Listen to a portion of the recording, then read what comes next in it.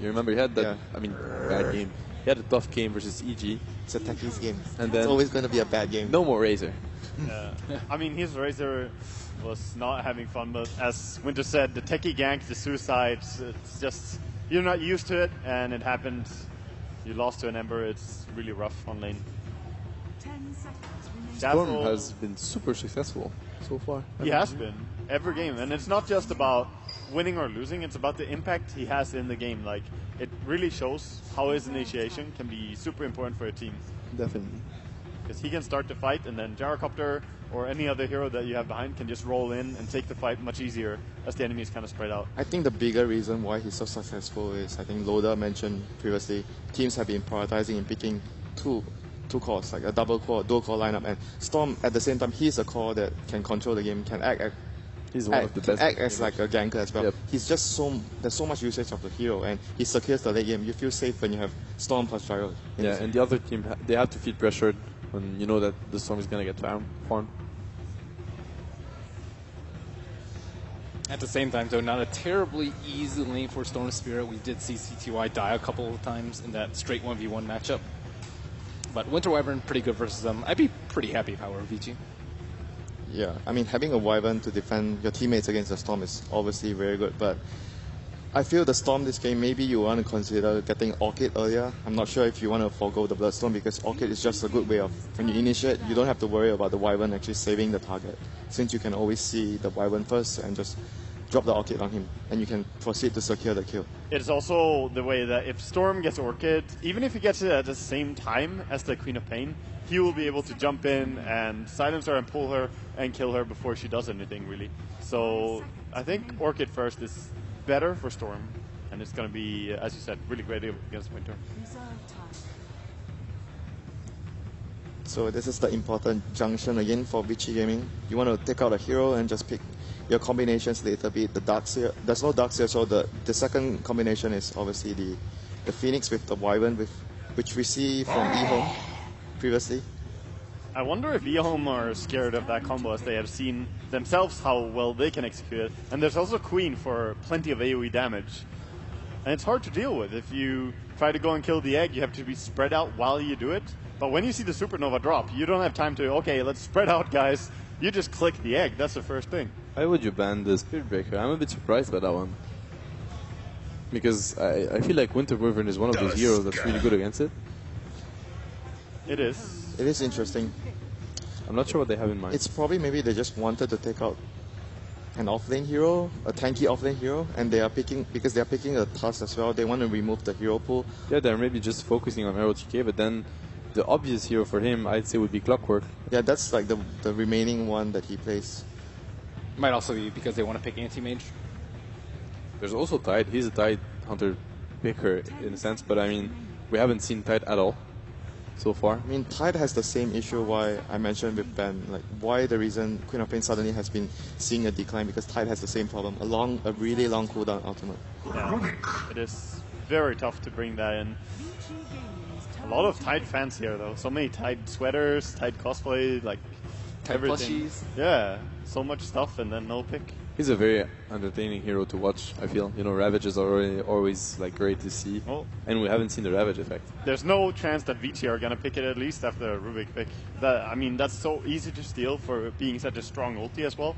I mean, do you still want to pick Luna into the Rubik right now? I mean, it's a hero that synergizes very well with the Wyvern ultimate, and they want to keep fighting, right? And Luna is very similar to Gyro, so... Luna for VG. Yeah. Yeah, it's also Hao. Like, it's a hero Hao likes to play a lot. I don't like Luna against Storm and Gyro. I think she matches up poorly against those cores. Storm can jump away from her, and Gyro, well, she can trade with him, but normally it's about killing the other's team, right? They don't go for each other mainly. Yeah, but if you want something that can fight, like Luna fits that criteria, but he doesn't fit well, like you mentioned, against the Storm, because you get punished by the Storm very easily. It depends what Hao wants to play, really. I think Anti-Mage is still an option, not banned out. Good against Storm, good against Rubik, but it comes down. I don't think it's the VG playstyle, really. Yeah, I like it takes time to come online. For VG? Yeah, for the AM, I think, if they go for the AM. It's like really high mobility with Queen and Tusk and Anti-Mage. Like, they're going to have a hard time killing people, and at the same time, they can pick off like Gyrocopter very easily. Alright, Disruptor again. Second time in a row. And is it a... I mean, in the first game we were like, maybe they picked the Disruptor in order to, you know, not let them pick Storm, or it's just a preventive, you know, solution for the Storm. Is it now a Storm counter again? Because I don't feel like Disruptor is like the best heal versus Storm. I mean, he is pretty good. Because it's easy for Storm to go for him. And just burst him down before anything happens. It's only really good if you're outside of the fight and in fog of war somewhere, or if the Storm is retreating. And that's pretty rare scenarios, because it's hard to hide from the Storm. Yeah, exactly, and especially Disruptor. You know, when you're on a Lion, for example, he usually has a blink, so it's easy for him to stay outside of the fight and just blink in. But Disruptor, he has to be close, because if you're really far away from the fight, then you're just irrelevant. You know, by the time you get to the fight, it's pretty much over. I don't know. It's a decent hero to combine with Winter Wyvern, though. At least you have some AoE for that. This is interesting. Silence This is the combo breaker, we call him. We haven't seen a lot of Silencer support so far. He is a very One good from solution, Wyvern, though. I really like it a lot. Storm can jump in, you silence, and then someone is definitely dead. And you don't need to get an Orchid at the same time. I didn't really expect the Chinese teams to pick up on it, but maybe they saw VP's success with it and wanted to try it out. It is beautiful to have the combination of Storm jumping in, Silence popping his ulti. Then there's nothing to counter a Storm for the duration that he's trying to kill someone. And normally he can get out. So if he goes Bloodstone first, that can be the payoff. Yeah, definitely. It's going to be a very strong initiation from eHome. eHome has like the initiation advantage. It's the very first time eHome picks Silencer in TI. It's been run on support by CDEC and Newbie so far, but it hasn't been. It's the first time eHome grabs the Silencer. And I'm assuming in support, I mean, it could be something else, but it's very unlikely. Good old support gyrocopter coming back, Oh, yeah? around with that. The Akicopter, why not? Akicopter. That's some flashbacks. So what does Vichy go for as a carry? There's still PL, there's still anti-mage. I mean, PL is kind of good against Silencer, right? We talked about that before. Anti-mage. Anti-mage, there you go. So it would be an anti-mage for Vichy Gaming. It's indeed a very good pick for them. They have a lot of defensive spells for him, like with the Snowball, with the Winter Wyvern. They can save him. I think it was between those two heroes. Honestly, I would have preferred to see the PL more than the anti-mage here. I think it's fair to say that overall, like Both are good though. I mean, the later we get in TI, the more we see late game heroes like PL and anti-mage. They feel like go-to picks every series. There's not a single series when we're not like. I mean, they might pick anti-mage. It's a good pick for them. That's a common thing though. When the pressure increases, you want to secure late game even more. What were you saying? I didn't like Clockwork here just because they have so many heroes that can get out of it, including like Disruptor. But Sand King, much better. Combos well with Silencer. Okay, thank you very much. Let's head down to the arena once more and rejoin our commentary team for game number 2.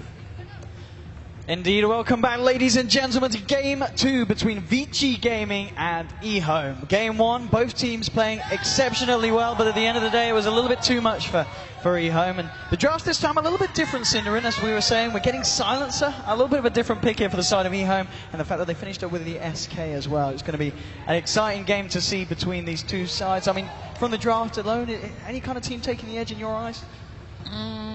Not really. I actually think this is a pretty balanced draft. I think there's a lot of possibility for both lineups. I personally think Disruptor is a really good hero against Storm Spirit, so I guess we'll get that cleared up in this game. Oh, well, it's a small sample size, but, you know. A classic combo being run here by eHome, by the way. The Sand King together with Silencer has been played a lot in the past. It allows the Sand King to Burrow Strike into Epi reliably instead of having to Epi Blink Burrow. Because the moment you get the Burrow Strike, you're just global. And if the enemy team has no BKBs, they actually have absolutely no counterplay for the incoming Epicenter. So looking forward to seeing that. As far as Vichy goes, definitely comfort zone for them getting the anti-mage for Hao. My main concern for them, though, is how much are they going to get out of their support duo. It is a Wyvern together with Disruptor. I feel like this combo is fairly weak when it comes to early rotations, and CTY might have a really good mid lane. RT coming out on the top lane. He's going to be spotted out here by Hao as Hao heads back up. So another RTK is back. RTK didn't actually he didn't actually take a ward out with him onto this top lane. So nothing going down here on this off lane for him. Now just eyeing him up. And towards the mid lane, of course, you've got Super and Femridge tagging around. They're going to look to contest this top room.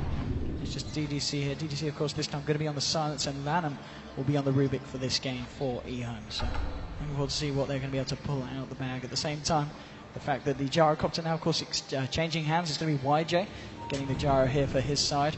And the fact that they're running this anti-mage, so the How anti-mage is this.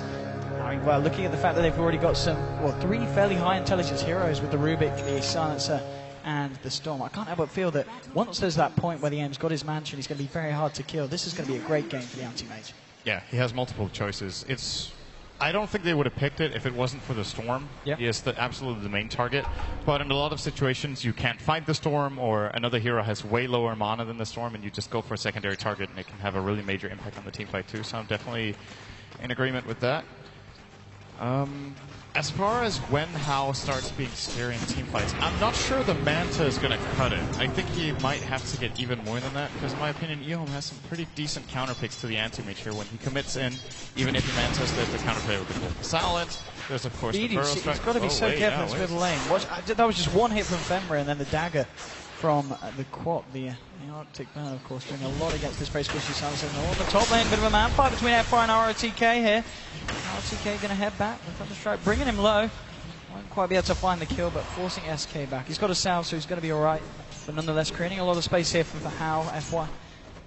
And of course in the jungle, Fenrir just starting to make the stacks as well for the team, so to keep them in the game. Mid lane, we're seeing CTY doing pretty well, 3 for 1, 4 for 1 at the moment. Lanham pressing back, Ice. We'll see how well he's able to carry off this Tusk off lane. Of course, one of the heroes he is most known for, so looking forward to see what Ice is able to achieve with the Tusk this game. Back in the middle lane, DDC is going to be hanging around with CTY, just trying to be as annoying as he can to Super, to ensure that CTY can have a good start in this lane, get his way towards level 6 without the Queen being able to find a solo pickoff.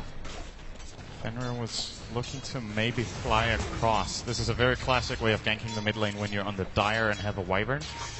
Fly over the edge from the left, but didn't really dare to go for it. He knows DDC is on backup there, and even if he wasn't, it's probably too difficult for Super with this low of a health pool to engage on that kill. So they're not going to do it. Maybe now they could consider trying again, though. Oh, here comes your snowball. Ice just onto DDC, but both DDC and Lanham are here. They're going to try and go for it here. DDC with the glaives.